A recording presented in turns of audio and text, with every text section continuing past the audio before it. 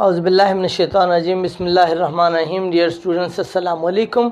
आज का हमारा टॉपिक है changing the voice, how to change active voice into passive voice. There are some common rules which I am going to introduce you so that you may understand all of these rules in the very first lecture.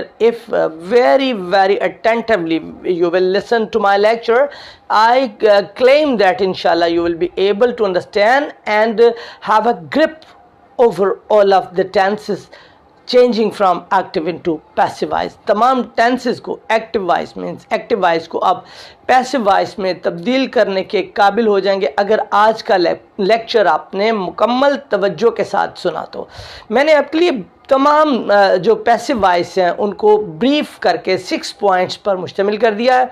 वो 6 points होंगे जिनके जो common rule होंगे तमाम active voice को passive voice में तब्दील करने के लिए। फ़र्स्ट ऑफ़ ऑल आप एक बात नोट कर लीजिए और जहन नशीन फरमा लें। वो बात ये है कि जब भी देखिए आपके 3 टेंसेस मतलब प्रेजेंट, पास्ट और फ्यूचर हैं, ठीक है। हर एक में 4 हैं और 12 आपके बनते हैं, लेकिन एक्टिव वॉइस को पैसिव वॉइस में जब आप तब्दील करेंगे, सबसे पहली बात यह है कि किसी भी परफेक्ट कंटिन्यूस को आप पैसिव में तब्दील नहीं कर सकते। अगर हम इस बात को मद्देनज़र रखें तो आपके 9 टेंसेस रह जाएंगे, मीन्स के 9 आपके जो होंगे उनको एक्टिव से पैसिव में तब्दील कर सकते हैं। तो सेकंड बात ये है 9 में से भी आप 8 निकाल दीजिए। वो कौन सा होगा? वो आपका फ्यूचर कंटिन्यूस होगा। आप फ्यूचर कंटिन्यूस को भी एक्टिव से पैसिव में तब्दील नहीं कर सकते। तो इस तरह आपके टोटल बच जाएंगे 8 आई थिंक, ठीक है। 3 एंड देन 2, 6 और 2 8 एक्टिव वॉइस को आप पैसिव वॉइस में तब्दील कर सकते होंगे, राइट। तो अब चलिए हम कॉमन रूल की तरफ जाते हैं कि आपके common rules of changing the voice को यानी एक्टिव को पैसिव वॉइस में चेंज करने के लिए कॉमन रूल्स क्या हैं from active voice into passive voice, active voice से पैसिव वॉइस में। तो डियर स्टूडेंट्स, वो आपका जो फर्स्ट ऑफ ऑल आपका रूल है वो आपको ये होगा।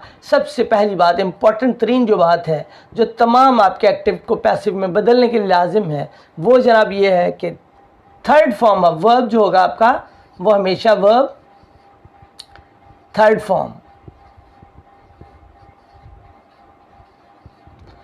Is used in all passive voice। जितने भी आपके पैसिव वॉइस होंगे उनमें हमेशा form of verb third use होगी। मेन जो चीज़ है वो ये है, सारा सेंटेंस चाहे भूल जाएं लेकिन ये बात ना भूलें कि आपका थर्ड फॉर्म ऑफ वर्ब होगी। कहाँ होगी जनाब? पैसिव वॉइस के अंदर। ये आपकी एक बात तमाम आपके जो पैसिव होंगे उनमें यूज़ होगी हमेशा। कोई भी हो, हाँ वो प्रेजेंट का हो या पास्ट का हो या वो फ्यूचर हो, आपका वर्ब जो होगा वो थर्ड फॉर्म यूज़ होगी। सेकंड ये आपका रूल है कि हमेशा change the subject into object.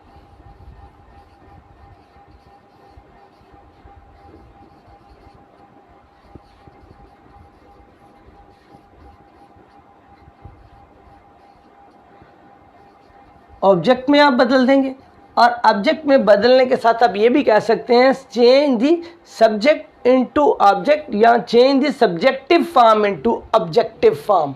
ये भी बात आपने नोट रखनी, लिखने में ज़्यादा वो जगह लेगा तो समझने में आप ये रखिएगा कि सब्जेक्टिव केस को ऑब्जेक्टिव केस में तब्दील करना होगा हमें एक्टिव को पैसिव में बदलने के लिए। और दूसरी बात ये होगा कि जो आपके एक्टिव वॉइस में आपका ऑब्जेक्ट होगा उसको ऑब्जेक्ट is changed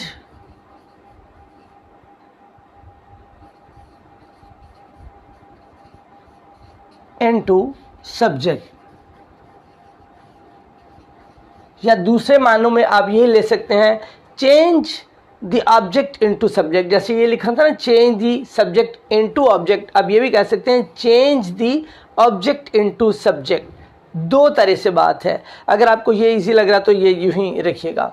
और नेक्स्ट आपका ये होगा कि आपने एक वर्ड होगा कंटिन्यूस के अंदर बीइंग, ये लफ्ज़ बीइंग जो होगा इज़ यूज्ड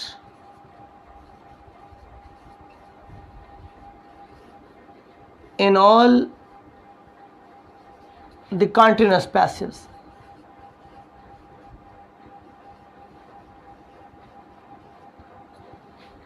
पैसिव्स में तमाम कंटिन्यूस पैसिव्स में लफ्ज़ बीइंग यूज़ होगा। और नेक्स्ट जनाब आपका है कि बीन का जो लफ्ज़ होगा is used in all the perfect passives. जितने आपके परफेक्ट, मतलब 3 परफेक्ट है ना डेफिनेटली, प्रेजेंट, पास्ट और फ्यूचर, तो तीनों जो एक्टिव वॉइस को पैसिव में तब्दील करेंगे तो पैसिव के अंदर बीन लगेगा। जबकि आपके जो टेंसेस होते हैं बीन उसके परफेक्ट कंटिन्यूस में लगता है, लेकिन इसके चूंकि परफेक्ट कंटिन्यूस होते ही नहीं है तो आप परफेक्ट जितने 3 आपके होंगे तीनों परफेक्ट में आप बीन का लफ्ज़ यूज़ करेंगे, राइट। अब आपके 1, 2, 3, 4 एंड 5 है, तो 6th आपका रूल है कि तमाम पैसिव में एक वर्ड बाय होता है जो कि मस्ट आप यूज़ करेंगे। वो कहाँ करेंगे, वो बाद में जब हम इनको एक्टिव को पैसिव में यूज़ करेंगे तो आपको खुद पता चलेगा कि बाय वर्ड कहाँ यूज़ करना। बाय, द वर्ड बाय जो है is used in all the passive voice.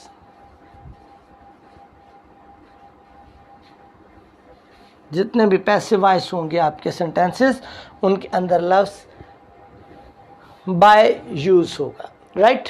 ये जनाब आपके 6 कॉमन रूल्स हैं। अगर आपको ये 6 कॉमन रूल्स याद हो जाएं तो समझ लीजिए कि आपको 50 से मोर देन 50-60% आपको एक्टिव वॉइस पैसिव वॉइस में तब्दील करने का गुर आपको आ गया। ये वो है, आपने इसको नोट डाउन करना है और अच्छे तरीके से इसको याद करना है। As an example I am writing here a sentence. आपको मैं एक सेंटेंस लिख देता हूँ, प्रेजेंट इंडेफिनिट का सपोज लिखते हैं, ठीक है, और उसको एक्टिव को पैसिव में तब्दील करना आपको मैं सिखाता हूँ। देखिए उसमें रूल लगता है या नहीं लगता है। हाँ, एक बात नोटेबल है, एक इसमें जो एडिशनल बात है जो हम यहाँ पर कॉमन रूल्स के तौर पर नहीं डिस्कस कर सकते, वो ये है कि हेल्पिंग वर्ब्स होते हैं। हेल्पिंग वर्ब चूंकि तमाम के अंदर चेंज होते हैं लिहाजा वो हम कॉमन की हेडिंग के तहत उसको डिस्कस यहाँ नहीं कर सकते। मैंने यहाँ पर आज आपको कॉमन रूल चूँकि बताएं कि सब में कॉमन जो बातें, मुश्तरका जो बातें हैं, मुश्तरक बात है, वो मैंने आपको लिखवाई है यहाँ पर।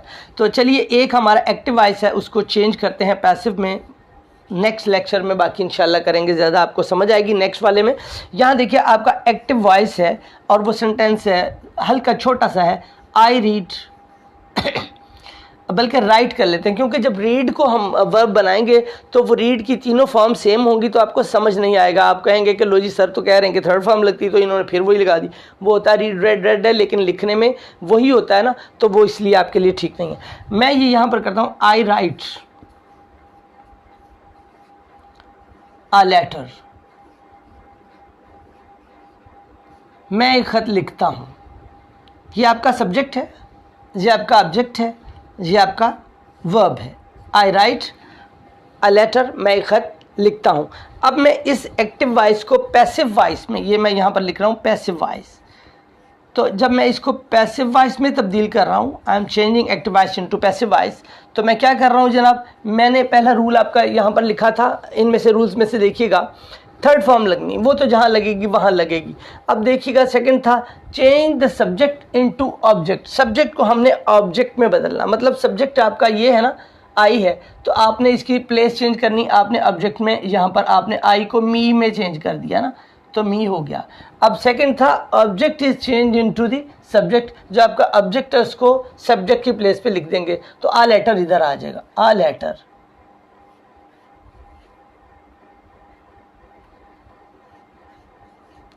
आ लेटर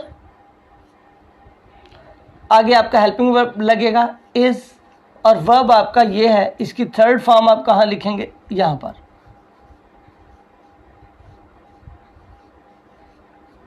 और यहाँ पर आप बाय लिख देंगे और ये मी आपका वो जो ऑलरेडी मैंने थोड़ा क्लोज लिख दिया था। A letter is written by me. अब आप ये रूल देखिएगा, आपका ये जो रूल था कि थर्ड फॉर्म, वो भी हो गया, थर्ड फॉर्म लग गई। सेकंड था change the subject into object, subject को ऑब्जेक्ट पे लिख दिया। दूसरा था ऑब्जेक्ट को सब्जेक्ट पे, तो उसको भी इधर लिख दिया। हेल्पिंग वर्ब का यहाँ नहीं बताया क्योंकि कॉमन बात नहीं है, और फॉर्म ऑफ वर्ब थर्ड है, और जनाब आपका बाय भी लग गया, कहाँ लगा, ऑब्जेक्ट से पहले। आज मैंने आपको ये तेज़ी से सेंटेंस समझा दिया। नेक्स्ट लेक्चर में जब हम मुकम्मल तफसील के साथ इस लेक्चर को लेंगे तो मुझे उम्मीद है इंशाल्लाह आपको ये बहुत आसान लगेंगे, और आपको एक्टिव वॉइस को पैसिव वॉइस में तब्दील करना कभी भी नहीं भूलेगा इंशाल्लाह ताला। मैं आपके लिए दुआ हूँ, अल्लाह ताला आपको कामयाब करे, हमेशा कामयाब रखे, और मुझे उम्मीद है आज का लेक्चर आपको अच्छा लगा होगा। इंशाल्लाह ताला कल मिलते हैं अगले लेक्चर के साथ। अस्सलाम वालेकुम।